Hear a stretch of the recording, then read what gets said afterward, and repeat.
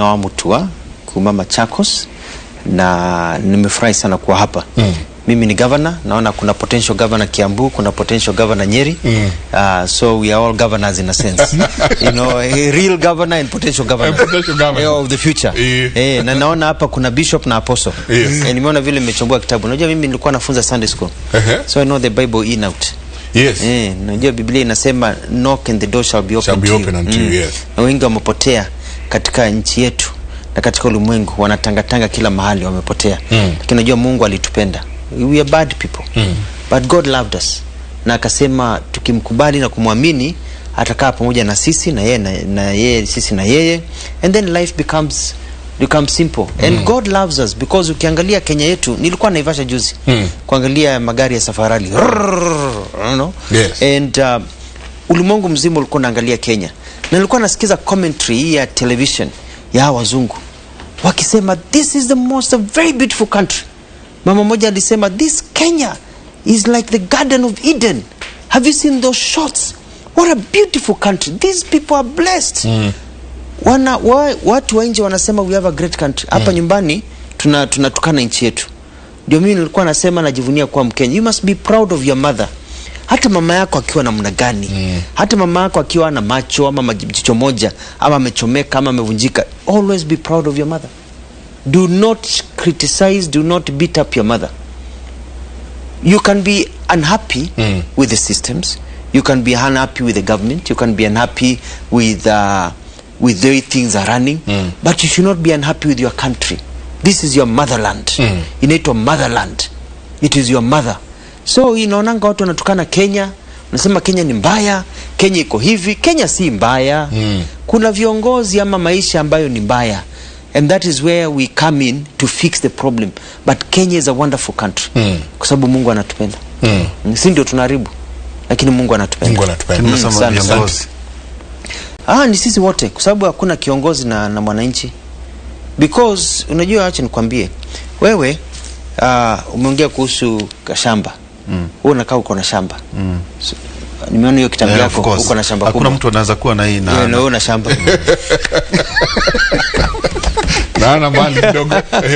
Ile nimesema ni ile I buy vizuri. Unajua ukiwa na shamba na hiyo shamba ni jambo la muhimu. Unataka hiyo shamba ikupatie riziki yako, uishi maisha mazuri. Unamtafuta mfanyikazi ambaye atafanya kazi. Ureda mundu wa kutawira. Si ndio? Ureda mundu ena mitaratara miega, you know? Utaki madhagodhanyo. Kwa hivyo unamchagua. Lakini ukiambiwa huyu mtu, unaona kazi yake, anajua kupiga stories, anachekesha watu wa bodaboda, anachekesha akina mama, anapiga story, anatukana njeng, anatukanana, na lakini hajui kulima na hajui kupanda. Sasa wewe unafurahia, unampatia hiyo kazi alime. Baada ya kukulimia, yeye anapiga porojo, kuzunguka. Baada ya msimu ufuatao, watoto wako wanalala njaa. Unasema oye, huyu mtu hakulima, hakufanya hivi, hakufanya hivi. Lakini shida si yule mtu wa kulima. Shida ni wewe. Ulimchagua. Ulipenda kabila lake. Ulipenda hii sarakasi yake. Haukuchagua mtu wa kazi. Wewe ndio unaumia. Ni kama tunasema katika nchi yetu ya Kenya, nyinyi mna watoto. Una watoto. Si ndio? Sasa wakati ukiwa na mtoto, na pengine wakati ulikuwa na mtoto mdogo, wakati unaandika maid, alafu unaambiwa huyu maid, ile mahali unamchunguza, ile mahali alikuwa anafanya kazi alifanya mtoto vibaya, na mahali alikuwa anafanya kazi aliiba. Alienda kwa bedroom akaiba pesa na ile jewelry ya mama akaenda nayo. Huyu maid pia anajulikana afanyangi kazi yake ni kuzunguka kuongea na maid wengine na kuleta wanaume hapa nyumbani wakati ya huko. Hiyo ndio tabia yake. Halafu useme wacha nimwandike. Wacha nimpatie kazi. Halafu akufanyie mtoto wako vibaya, akuibie. Mjinga ni nani? Ni wewe maid ama ni wewe? Ni wewe uliyomwandika. Kwa hivyo wakati tuna complain about the country, sisi kata wananchi tujiulize, pengine hii shida tuko nayo, Mwenyezi Mungu anacheka tu. Anasema nimewapatia akili, nimewapatia roho, nimewapatia macho ya kuona, nimewapatia Biblia, lakini nyinyi mnaendelea kuchagua watu ambao hawafai. Unajua huyu Mundu Timwega, hana shida, lakini bado unamchagua. Halafu unasema gaifafa, tusikirie huruma, Kenya yetu inachomeka, hakuna pesa, watoto hawana kazi, na wewe na hiyo akili yako kila kitu wewe ndio umeandika hiyo mate. Wewe ndio ulichukua jukumu kama. Kwa hivyo tuaje kusema ati shida ni viongozi. Shida ni viongozi, lakini sisi ndio tunaandika viongozi kama wananchi. So there comes a time lazima tujiulize ni nini tunataka katika nchi yetu ndio tuendelee vizuri, kwa sababu tutateseka mpaka lini? Tigo nema no ya tutenda gucokia ohanini. Okay introduce wauga retoria kuni Dr. Alfred Ng'awa Mũtua na andũ aingĩ mũno na njĩra andũ aingĩ mũno Kimũrĩ ndũngĩigua maũndũ maya kũndũ kũngĩ tiga thĩinĩ wa tabarĩra ya Kimũrĩ. Andũ aingĩ makarigwo ĩwetwo ng'ang'anĩki kana weita ng'ang'anĩki. No, that's my name. Unajua sisi wote we are the same people. Hakuna tofauti ya Wakamba na Wakikuyu. Tuko na damu za Kikamba, tuko na damu za Kikuyu, tuna damu zote. Watoto wangu wana damu ya Kikuyu. Sisi wote ni the same people. Na mimi am at home. Unajua nilifanya kazi na serikali ya Mwai Kibaki for a long time. Na nimefanya kazi, nimeunga Uhuru Kenyatta a long time. Because I am one of you. Na nikisema naitisha urais nikuwe president, it's because we want to sustain what we have always worked towards. Hakuna shida. Unajua juzi kore modo nilikuwa kwa Nyeri kwenu. Jamaa mmoja akaniambia, I think I wrote it down here, nisahau. Akaniambia ukienda kwa TV station uwaambie ya kwamba katika maisha haya, na najua 2022 inakuja. Sinakuja? Ni miezi tu imebaki. Na mimi naomba urais. Kwa nini naomba urais? Naomba urais kwa sababu naweza badilisha nchi yetu. Lakini nyinyi Mount Kenya, nyinyi kuna msemo inasema gari inyitagoni modo na modoniwe. Sasa modoniwe wewe ni nani? Sini watu Mwikaba, si ndio? Sasa wakati unawika usiku atumeshambuliwa huko afike, si atakuta maisha. Ama unataka mtu yuko hapa karibu ambaye unajua you are safe, you are secure. Na nchi yetu hii imechomeka sana kwa muda mrefu sana. Huyu jamaa alikuwa hapa huyu honest. Mheshimiwa alikuwa ni muone Inora amesema tureda thayo. Kenya tunataka tureda thayo. Tunataka kiongozi ambaye unajua hakuna kabila moja akichaguliwa watalala na wasiwasi. Hakuna mtu ataingia waseme huyu ataanza revenge. Unajua kuna viongozi wengine unafikiri huyu akiingia ataanza revenge, atafunga watu, atafanya hivi, atamaliza sisi, atahamisha sisi.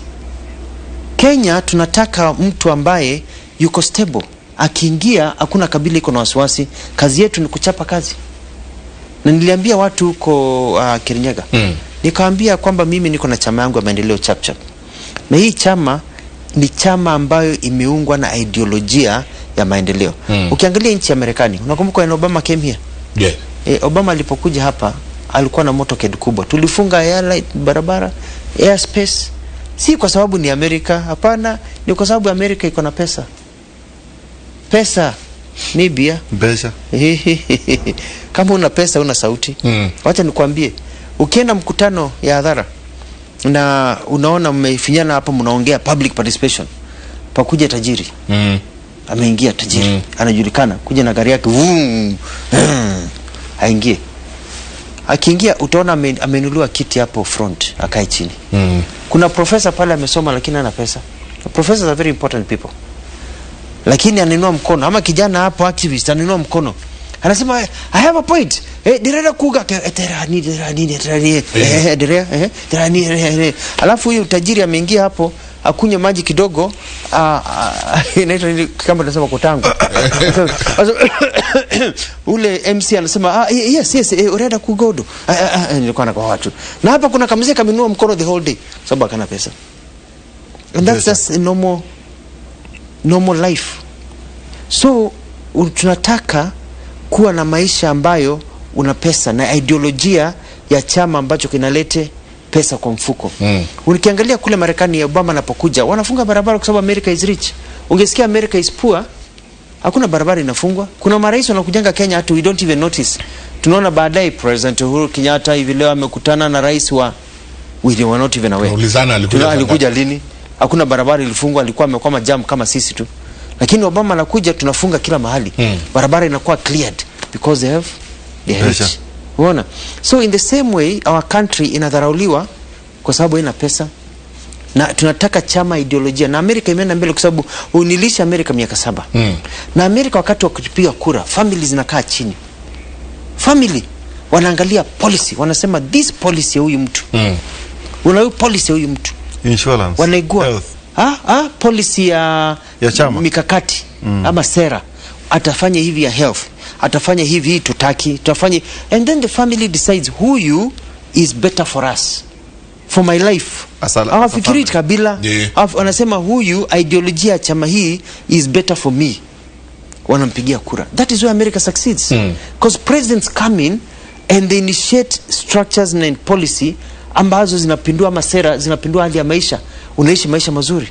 Wakati nilifanya kazi kwa serikali ya Mwai Kibaki, tulipeleka economy mpaka 7.1%, tukiwa na Mudhaura na Kibaki sharp anaangalia where are we going. Wakati wa Mwai Kibaki walikuwa wanakuja hapa Mudhurwa kukupatia loan, wanaomba mama mboga, shika loan, shika keke. Hivi leo ukienda kwa bank wanafunga mlango kwa mapo yako. Because we've taken heavy borrowing from local banks, which you shouldn't do. Wakati wa Mwai Kibaki, Mwiraria, tulisema ya kwamba we do not want external funding into our budget.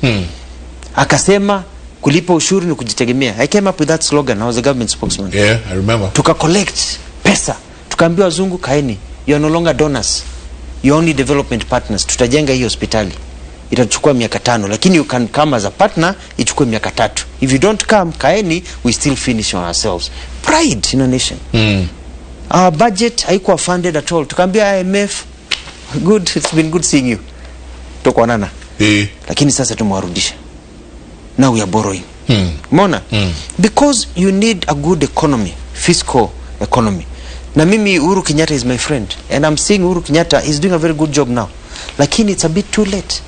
Kwa sababu alianza serikali vibaya. Na yote gwenda huka halili.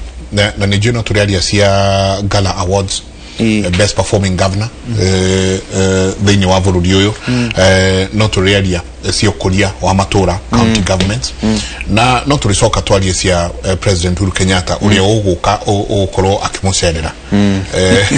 Nidroni ukiuga nitumwetereire. Sana. Na dagiuma huku au miatatigete kanyamu. Nigo. No, tugisoka thutha tondu twakire kuginya tugioka hareke KICC we government spokesman, tugioka kuya mohoro. Kiuria giakwa ni maundu maria wathomire we rungu rwa President Mwai Kibaki, na maundu maria wonete utongori-ini uyu, niki wathomire kuma hau, niki wathoma kuma utongori-ini uyu, na niki ukurehera andu ugioka? Kuna kitu ya maana, na kitu ya kwanza ni kuna kitu inaitwa bureaucracy. Sijui inaitwa je Kikuyu. Bureaucracy inakuwa kufanya kazi inakuwa ngumu. Wakati wa Mwai Kibaki tulifanya kazi ikakuwa rahisi. Sasa serikali ya Uhuru Kenyatta walifanya makosa, wameongeza procedures. Unajua kama county government ndio uweze kulipa mtu, inachukua 32 stages. Sign huyu 32. Wewe umesupply kitabu ya shilingi 500, umesupply, imeonekana, lakini kitambo ndio pesa iingie kwa account yako, it needs 32 stages ndio iingie. Bureaucracy. So how many days? Inachukua kwanza control of budget mwenyewe will take a week or 2 weeks. Inakaa hapo, alafu irudi tena, alafu iende hapa if me system, huyu approver 1, approver 2, sijui nani tena. It's a bureaucratic nightmare. Vikwazo ambayo inafanya kazi isifanyike. Hata ukienda Central Bank inakuwa shida. Kuna jamaa mmoja ambaye alinipigia simu, akaniambia yeye ni event planner, amepatiwa kazi with one of the big embassies hapa. Ameniambia one of the big embassies wana expect one of their senior ministers is coming. Ule event planner alikuwa amepewa hiyo kazi, ameharibu. Wamenipigia simu akaniambia the minister is flying in at 5 o'clock today. Tunataka uset tent, uweke kila kitu, and they are going to pay me 5 million shillings for the job. Nikasema I'll do it, but I do not have cash flow. Sindio? I do not have cash flow. Nikamwambia okay, I know somebody who can loan you. Akasema not even that, kuna ile payment yangu ile kazi nilikuwa nimefanya nimelipwa. Nikamwambia let me check. Nikamwambia just check your account, nimeambia ulilipwa jana, ime reflect. Sasa akaenda akakuta amelipwa about 3 million. So with the 3 million he can quickly use 2.5 andike akomboe malori nini, alipwe 5 million, atengeneze profit yake 1.5 in one day. Hiyo ingine ni cost. Akaenda kwa bank ndio aweze kutoa pesa. Hiyo pesa atoe ndio aweze kupatia watu wa transport, watu wa nini. Banki ikamwambia hapana, show us evidence that this money is yours, sini yangu. Show us the contract, ndio hii. The procedures zote banki kakataa kumpatia pesa yake. Ati procedures ni yake. 4 o'clock ananipia simu analia, amepoteza kazi na pesa iko kwa bank, but you cannot even withdraw your own money from the bank in Kenya. Unaulizwa account for it, ulitoa wapi, can I get a letter, back and forth, lazima u manager sign, ati wanasema ni Central Bank of Kenya procedures. And you wonder kwa nini unasema hakuna pesa inazunguka kwa Kenya yetu. Why is the people poor? Because the government of Uhuru Kenyatta has allowed bureaucracy to rule the day.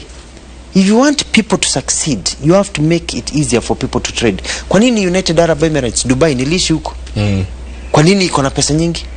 Because pesa inaachwa izunguke. Let people trade. Pesa ndogo. What is 3 million shillings? That's only $30,000. It's a drop in the ocean in terms of economics in the international world. Lakini hapa a million shillings wanaichukulia, you cannot withdraw a million shillings. You cannot do this, you cannot do this. Nani anaumia? Ni mfanyikazi pale chini. Wale vijana walikuwa wapewe kazi siku hiyo, wapate pesa, wapelekee mama yao, wapelekee mrembo yao, wapelekee bwana yao, wapelekee watoto wao. Wale vijana ambao wangepata kazi waendeshe lori, wapeleke hizo vitu zote, they did not benefit that day. They were poorer. They were poorer that day because of bureaucracy. Sasa that is one thing nili notice kati ya serikali ya Mwai Kibaki na Uhuru Kenyatta. Jambo lingine ni kwamba hii serikali ya Uhuru Kenyatta imekuwa very disjointed kwa sababu wamekuwa na hii vita. Lakini hii vita ilianza juzi. Walikuwa pamoja for a very long time, lakini kulikuwa na shida hapo ya economics ya madhavu. Yeah, I think there was a lot of greed. Oishi. Tamaa. Kulikuwa na greed na tamaa. Miaka ya mbele 5. Hiyo miaka ya mbele ya 5 hiyo, Uhuru Kenyatta aliachilia wengine wakaanza kurun the show. He trusted too much. Uhuru Kenyatta is a good man. He has a big heart. Ndio watu wanampenda. But he trusted too much. Aliachia wengine waendeleze kazi. Na wakaona haya ni sawa, acha nibebe hii kidogo. That is a problem. Because unakuta the first 3 years we were comfortable in this country kwa sababu ya ile kazi ya Kibaki. Ndio 3 years tulikuwa tunapata vitu matunda yake. Uhuru Kenyatta yeye akaanzisha policies, akasema let's have green field, let's have these policies zake, hata ile ya barabara ya kusema tukue na ile annuity program, tujenge 10,000 kilometers, akaachia wengine wa plan. Kumbe wengine wana plan na mfuko yao. Nothing happened. Sasa kitambo agutuke akakuta kikulacho kingoni mwako. Sasa Uhuru Kenyatta is doing marvelous work. Alifungua Kenya Meat Commission, jana tumeona juu, anakuja Ukambani anafanya kazi, anajaribu kufanya hizi project zake, but it may be a bit too late. He will leave a legacy, but the people of Kenya will not remember the legacy properly at this time. Kwa sababu whatever he's doing now, impact yake itakuwa 3 years from now. I'm the one who will reap the benefits as a president, God willing. Nemura tawaku ni muiraga, ni muikaraga thi, ni mwaragie. No, but he knows. Sasa anajua, Uhuru anajua. Na ndio umeona ukiona Uhuru ana sideline watu wengine ni kwa sababu hao pengine ndio wamekuwa shida. Ukiona Uhuru anasema staki hivi, kwa sababu anaona hao watu ndio wamekuwa shida. Si personal. Mimi sijaona shida. Uhuru akipingi personal grudge. Anakasana na wewe leo, kesho mnacheka. He doesn't have a personal grudge. Uhuru Kenyatta. Unajua kuna watu wanafinyia. Wanafinyia, unaona huyu mtu huyo yuko Uhuru mnakosana leo, kesho mnacheka. Amesahau. Kwa hivyo ukiona Uhuru anasema I don't want here or this, is because it is not personal.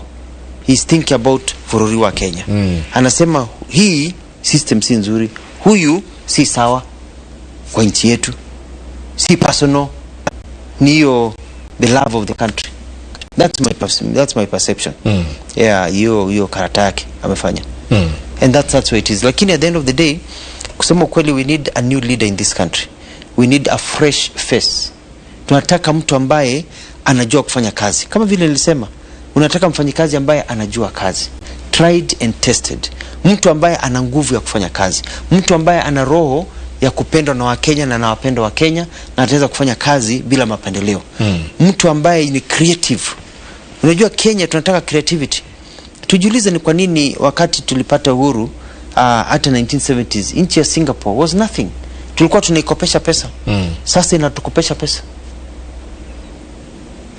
pesa. Nchi ya Croatia, sisi tulituma askari wetu kwenda kule Yugoslavia, former Yugoslavia, you know, Bosnia Herzegovina. Kenya police walienda kuweka peacekeeping forces in the 80s and 90s. A country called Croatia was formed.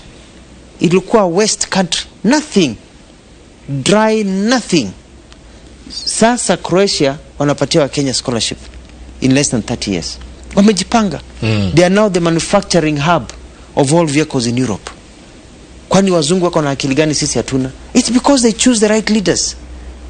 Wanasema huyu anaweza, huyu yuko na maoni ya kutupeleka mahali, huyu yuko sawa, tunampenda, amekuja harambee yetu, huyu yuko sawa, anaongeanga na sisi, lakini kweli hii kazi ataweza. Wakati unaingia ndege na unaenda pahali, unataka mtu ambaye unajua anakufurahisha, ama unataka pilot ambaye unajua huyu hata gari hata ikiharibikia hewani ataipeleka iland mahali? Uteka maisha yako kwa nani? Kwa hiyo pilot anajua kazi.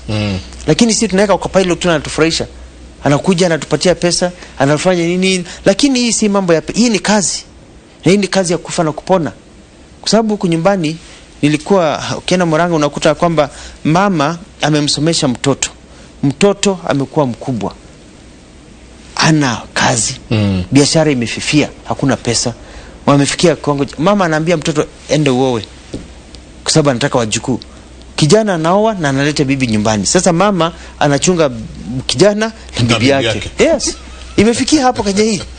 Sasa tunataka kufree our mothers and our fathers kutoka hiyo chain, kusema ya kwamba kijana wa Kenya akuwe na opportunity ya kusema mimi niko na ndoto, niliota, nikaamka, nikafanya kazi, nikaweza kutimiza ndoto yangu. Na tunataka mtu ambaye anaelewa system za ekonomia, systems za consumer driven. Mimi ukasirika sana na serikali ya Uhuru Kenyatta kuhusu vile wamehandle mambo ya pesa. Kwa sababu mambo ya pesa inataka mtu anaelewa uchumi unazaliwa kivipi. Unajua huko France wanakuwa na coalition governments. Germany coalition governments. Israel coalition government. After kura constellation violence. Huko hafanyi handshake. Kwa nini? Huko na pesa. When you have money, political problems are sorted in the boardroom, unaendelea. Lakini hapa Kenya ni kufa na kupona. Lazima mkuwe na handshake. Lazima mkuwe na hii because we are poor. Umetumia kwa mfano na nijue jabawira wena siulia kiodolita.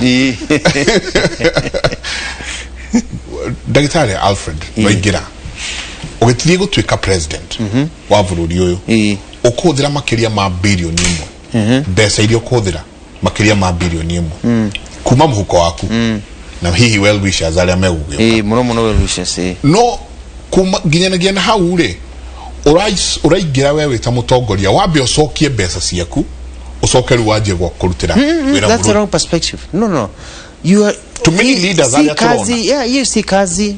You don't run for presidency kwa sababu unataka kutengeneza pesa. Hiyo ndio wananchi wajue. Kuna wale wanataka kuingia kwanza tuwarudishe, ni kama biashara. Si biashara, hii ni service. Hii ni kama kazi ya Mkristo, ya father, ya pastor. It's as a service. Si aturudishiwe. You are doing this for the sake of the country. Mimi sitaki rais kwa sababu nataka kutengeneza pesa. Kwa sababu pesa ni ngapi unabakia nazo? Unajua tumekuwa na tamaa ya pesa. Kuna jamaa mmoja ndio kujibu anaitwa Tolstoy. Tolstoy ni American na ni Russian author. Aliandika story. Akasema unajua tunapenda mashamba sana sisi wa Kenya. Akasema kuna jamaa mmoja aligundua kwamba kulikuwa na village moja community ambayo ilikuwa na shamba kubwa. Ulikuwa uende hapo uone, useme nataka shamba, waseme sawa, uende uzunguke. Mahali utazunguka, udhiururuke. Ile portion utazunguka hiyo yote ni yako. Kutanatuka. Kutanatuka. niguo. Sasa huyu jamaa mmoja akaenda akasema sawa, akaondoka akaanza kwenda, akaona nataka hiyo shamba, nataka hiyo river hapo, nataka hiyo mto hapo. Akaenda akazunguka, akaona mlima, akisema hapana, hiyo mlima ni mzuri, nitajenga kanyumba kangu hapo. Akazunguka mlima, akaenda akaingia kwa kichaka, akakutana na nyoka, zikaanza kumuuma, anazigonga. Akakutana na fisi, akapita, akazunguka shamba kubwa, akaongeza shamba kubwa, akaongeza maeka, ikakuwa ni kama whole county. Anazunguka a whole sub county. Alafu akaanza kurudi, sasa anarudi, akaona masaa imeenda. Akaanza kukimbia. Anakimbia kama marathon. Anakimbia, anaanguka, anaumia mguu. Anakimbia, nguo zikararuka. Anakimbia. Na alipofika karibu kabisa watu kwa mlima, akaona jua imeenda chini. About 200 meters. Akaanguka chini. Hakufa roho. Lakini akasikia wanashout, come. Kumbe mahali wamesimama pande nyingine, wanaona bado jua haijaingia chini. Anaona mlima pande hii. Anaona mlima, anaona jua imeenda. Kwa hivyo amelose. Because you need to, unataka kurudi kabla jua haijapotea. Akaona, wakamwambia uka. Kumbe anaona jua. Akajikokota, akacrawl, akafika to the starting point just as the sun went down. Chief akakuja akamwambia, you are a strong man. Umezunguka the biggest portion of land kabisa. Umechukua the biggest portion of land kabisa. Umeshinda hii shamba yote. Wakampindua, akakuta amekufa. Wakaenda kwa hiyo shamba yake kubwa, wakachimba shimo ya 6 by 3 by 6, wakamweka. Kwa sababu binadamu, ni shamba gani unataka? Sio imetosha. Hiyo tu, at the end of the day ni 6 by 3 by 6. Hiyo tu. Kutukumbusha mambo ya tamaa ni mbaya. Kwa hivyo hii kuitisha kiti ya urais na kuwa na chama ambacho kina ideolojia ya maendeleo ni kwa sababu nataka tuishi vizuri. Mimi nasikia vibaya sana nilipoenda Marekani nikiwa na scholarship. Unajua mimi nililewa na shida. Nililewa hapa Kibira, Makina, nyumba za matope. Wazazi wangu walikuwa wakufanya kazi ya serikali kama clerks, wanawasha meza, wanalipa shilingi ndogo. Hapo tulikuwa nashindana panya kwenda choo. Nikisomea Toi Primary. Tukatoka hapo, tukaenda Kawangware, Ruta Satellite. Nikaishi nyumba ya mbao bila simiti until I was 21 years old. Nikiwa form 2, fees yangu ikatika, nikaacha kwenda shule. I dropped out at form 2, nikosa school fees. Lakini nilikuwa naenda Ruta Baptist Church. Mzee wa kanisa anaitwa Hezron Oidhaka, alifariki juzi kutoka Nakuru. Akaona huyu kijana ni chap. Hana mwanoyo, ni chap. Akanilipia school fees. Unaona muogeo yo. Akalipia school fees kutoka form 2 mpaka form 6. Kwa uwezo wa Mwenyezi Mungu. Singekuwa nimeketi hapa na nyinyi leo. Ningekuwa huko, nilikuwa nimeanza kufanya kazi ya mkokoteni. Akanilipia school fees. Na isitoshe, no, wakuchagia mkokoteni. Kabisa. Hii nguvu, hii ni chuma. Leo chuma hii.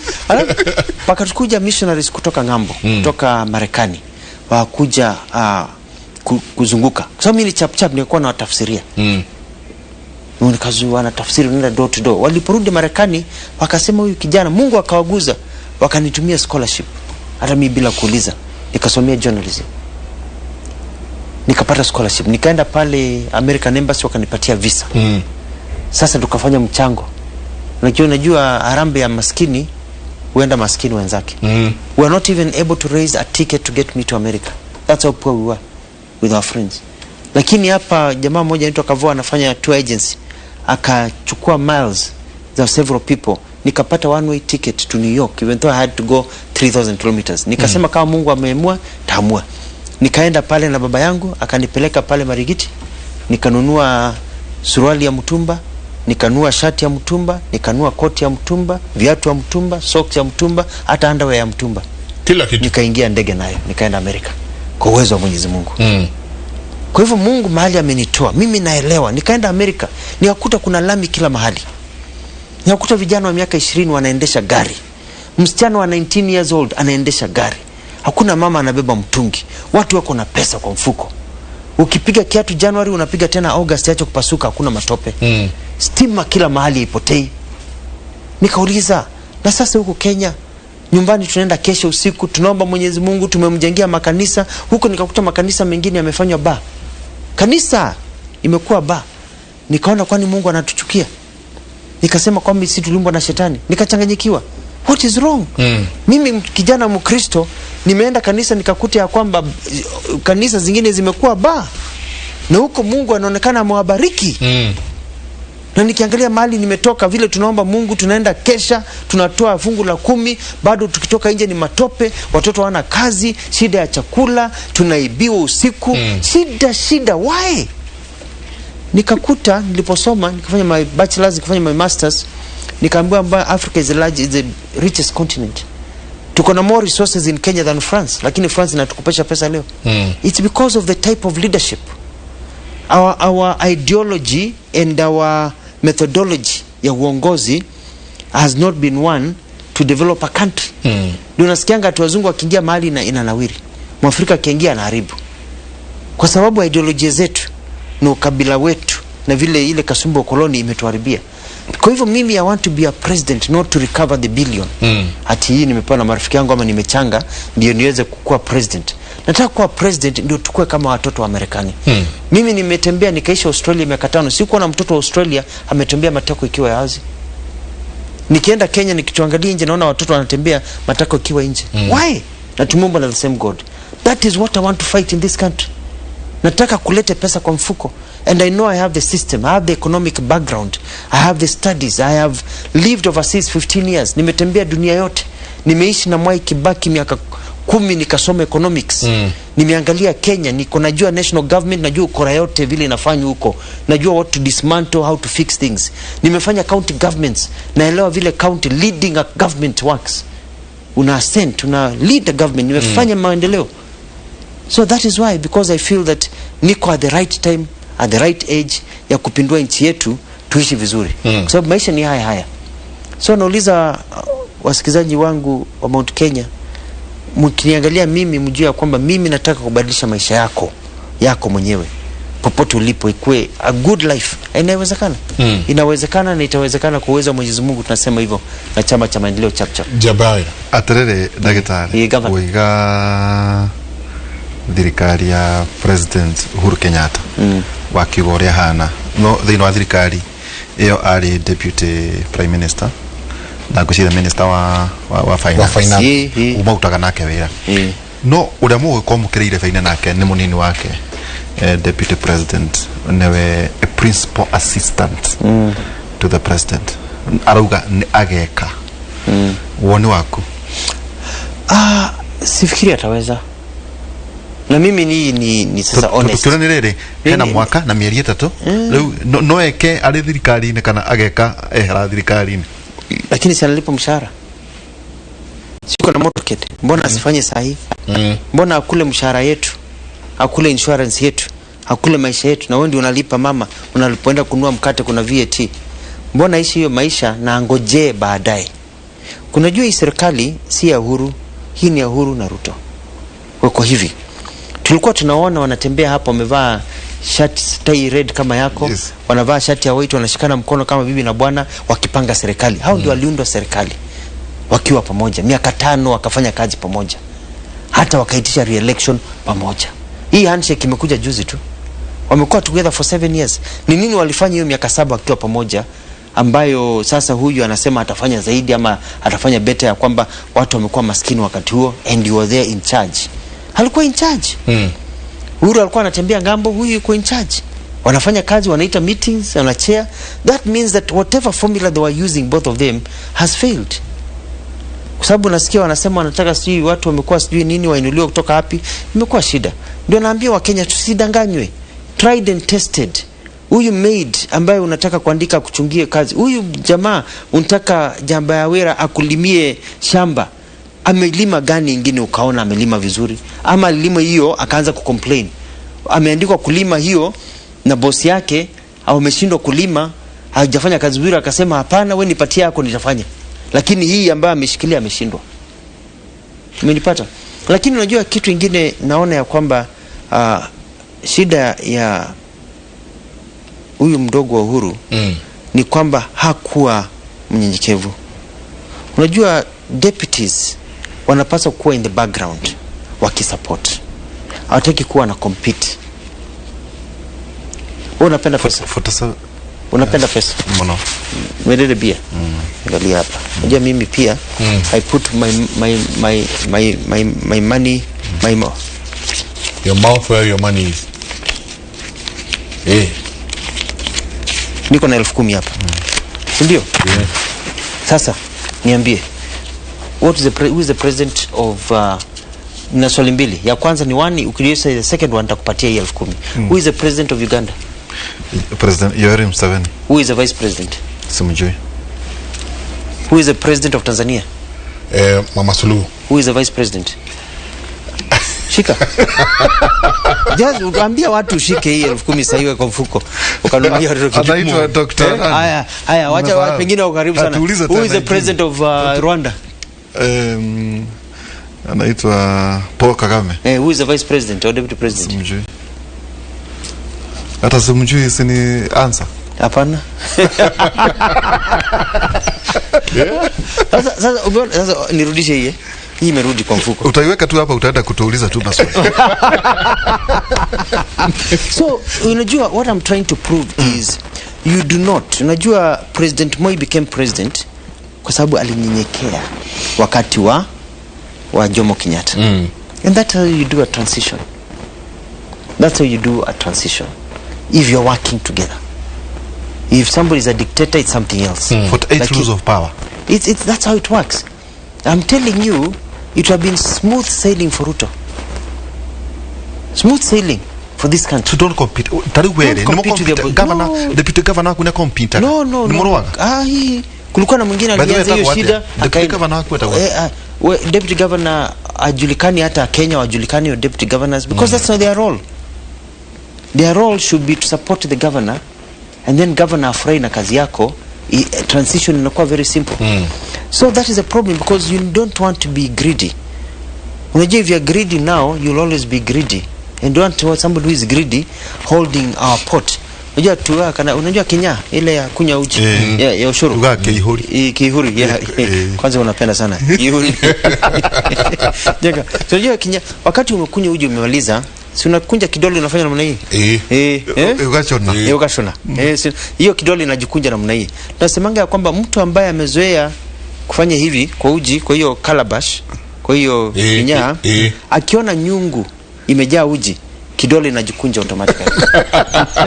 Tony amenyelile. Amenyelile inajikunja. Ataki asitaki inajikunja. Kuchovya amezoea. Amezoea kuchovya. Akiona nyingi anafanya namna hii. Kwa hivyo lazima tuangalie shida, lakini mimi sijakuja kuongea kuhusu watu wengine. Watu wengine waitishe sera zao, wafanye kazi yao, lakini nimesema kusema wa Kenya tujichunge. Either we can go forward ama turudi nyuma ama tukae hapa. And it will be a tragedy kuchagua watu ambao unajua unabahatisha.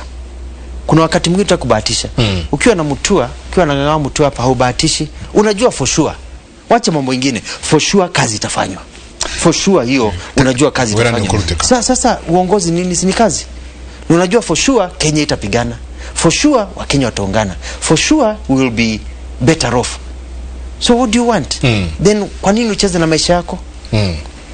Tatuiria tere tutanaikiria Gala Awards. Watu kate nawe best performing governor.